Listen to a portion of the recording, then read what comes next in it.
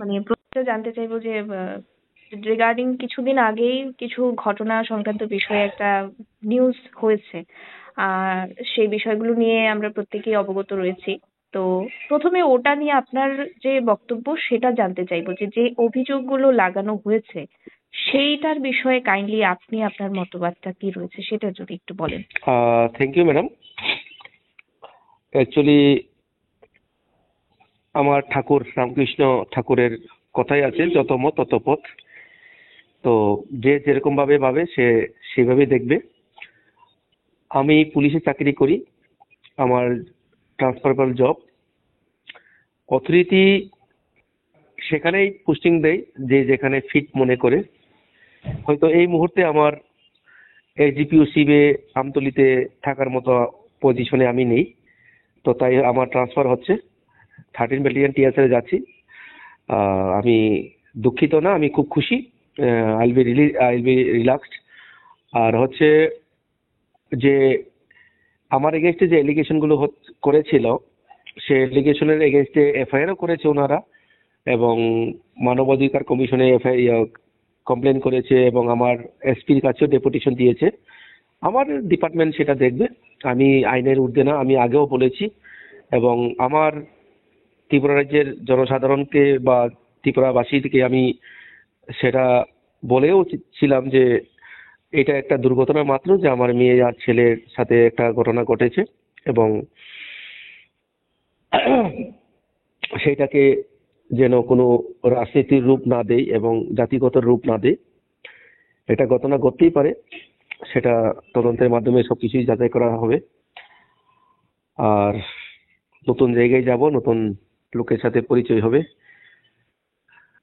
আচ্ছা, সেদিন যে ঘটনাটা ঘটেছিল আমি সেটার বিষয়ে একটু আপনার সাথে বিস্তারিত জানতে চাইবো, যে আপনার সুপুত্র এবং সুকন্যা যে ঘটনাটার মধ্যে ইনভলভ হয়েছিলেন, তো সেখানকার যারা অভিযুক্তরা, যারা আপনার বিরুদ্ধে অভিযোগ করেছে, তাদের বক্তব্য এমনও ছিল যে আপনি প্রত্যক্ষভাবে সেখানে উপস্থিত ছিলেন এবং এ ধরনের ঘটনায় আপনি নিজে জড়িত ছিলেন।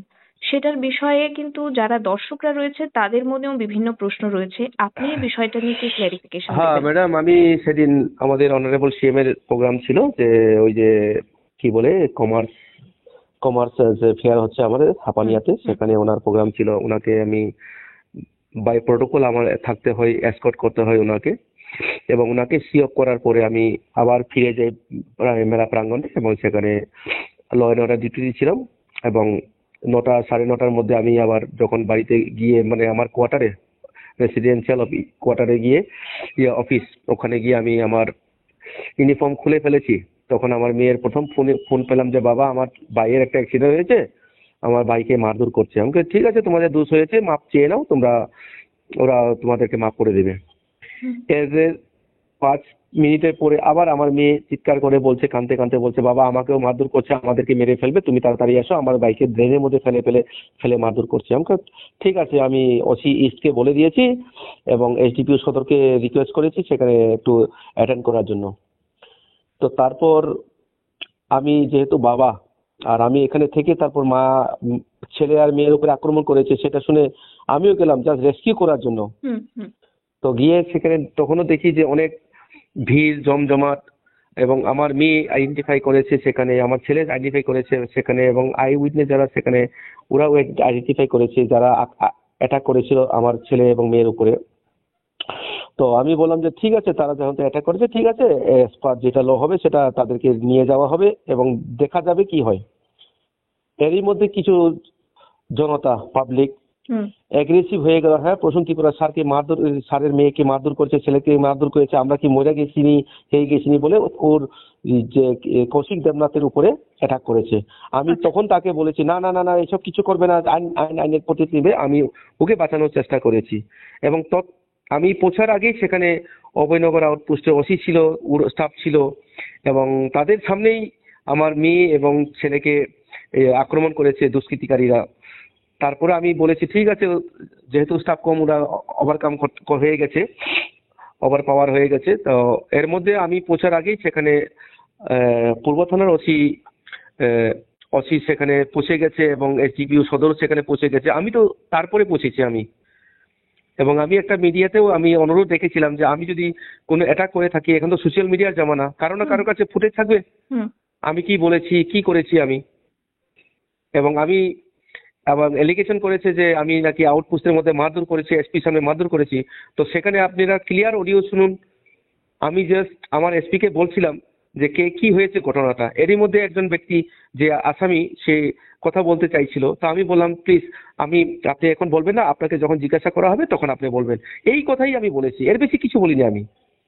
আর আমার বিরুদ্ধে আরেকটা এলিগেশন করেছে যে আমি হসপিটালে গিয়ে মারধর করেছি। আমি তো হসপিটালে যখন গেছি তখন তো অনেক রাত্র হয়ে গেছে, এবং তখন আমি এসডিপিউ সদরের গাড়িতে বসে এসডিপিউর সাথে বসে আমি হসপিটালে গিয়েছি আমি। হুম। স্যার, যিনি অভিযোগ করেছেন মানে ডক্টর কৌশিক দেবনাথের বাবা, যিনি অভিযোগ করে ছিলেন, তো উনি এটাও বলছিলেন যে আপনি প্রত্যক্ষভাবে এটাতে জড়িত রয়েছেন, প্লাস উনি এটা বলছেন যে ডক্টর কৌশিক দেবনাথ কোনোভাবেই ঘটনায় জড়িত ছিলেন না, তারপরেও ওনার উপর মানে আক্রমণ করা হয়েছে, লোকাল কিছু দুষ্কৃতিকারী হয়তো আক্রমণ করেছে। তো এই ঘটনাটাকে কি তাহলে আপনাকে কোনোভাবে ইচ্ছে করে জড়িত করার চেষ্টা করা হচ্ছে, আপনার মনে হচ্ছে এরকম? ম্যাডাম, সেটা তো আপনারা সংবাদ সংগ্রহ করেন, আপনারা সেটা আপনারা ভালো জানেন। আপনারা যেখানে ঘটনা ঘটেছে সেখানে লোকাল পাবলিকের থেকে কথা কমেন্টস গুলো আপনারা কালেক্ট করুন। আমি কিছু বলতে যাব না সেটার ব্যাপারে। আমার এগেনস্টে অলরেডি ওনারা একটা এফআইআর করেছে এবং আমার এগেনস্টে মানবাধিকার এবং পুলিশ কমিশনে কমপ্লেন লজ করেছে। হ্যাঁ, আমি জানি আমাকে ডাকা হবে, এনকোয়ারি হবে, আর আমি যদি দোষী সাব্যস্ত হই আমি রাজি আছি সেই সাজার জন্য। আচ্ছা স্যার, আপনি তেলিয়ামুড়াতে দীর্ঘ একটা সময় খুব দায়িত্বের সাথে আপনার দায়িত্ব পালন করেছেন অবশ্যই। 13 মাস ছিলাম ম্যাডাম, 13 মাস, এবং আপনার একটা জনপ্রিয়তা রয়েছে, সেটা শুধু আমাদের বক্তব্য নয়, সেটা গোটা রাজ্যের মানুষ দেখছে। বা একটা সোশ্যাল মিডিয়ার জামানা, যেটা আপনি বললেন যে সোশ্যাল মিডিয়াতে কিন্তু খুব ভালো একটা রেসপন্স রয়েছে আপনাকে নিয়ে। তো সেই দিক থেকে এটা কোনো রকম ভাবে রাজনৈতিক সুরসুরি বা কোনো কিছু বলে আপনার মনে হয়ে থাকে কি? না ম্যাডাম, এমন কিছু আমি মনে করি না। কারণ আমার মেয়ে আর ছেলে জখম পেয়েছে, তো আমার বুকে ব্যথা আছে। তো কৌশিক দেবনাথের শরীরে আঘাত পেয়েছে, তার জন্য তার মা বাবার বুকেও ব্যথা আছে, সেটা আমি ফিল করি। তবে সেটার জন্য সেটার সাথে আমি কোনোভাবেই আমি জড়িত না, আমি সেটা বরাবরই বলবো। আর যদি কোনো ফুটেজ থাকে যে আমি করেছি তাহলে আমি মাথা পেতে নেব, এবং আমার ডিপার্টমেন্ট যা সাজা দেয় বা যা এনকোয়ারি করে যা পায় তার জন্য আমি রাজি আছি। আমি কোনোদিন কি বলে আমি আমার কোনোদিন নীতির বাইরে যাব না।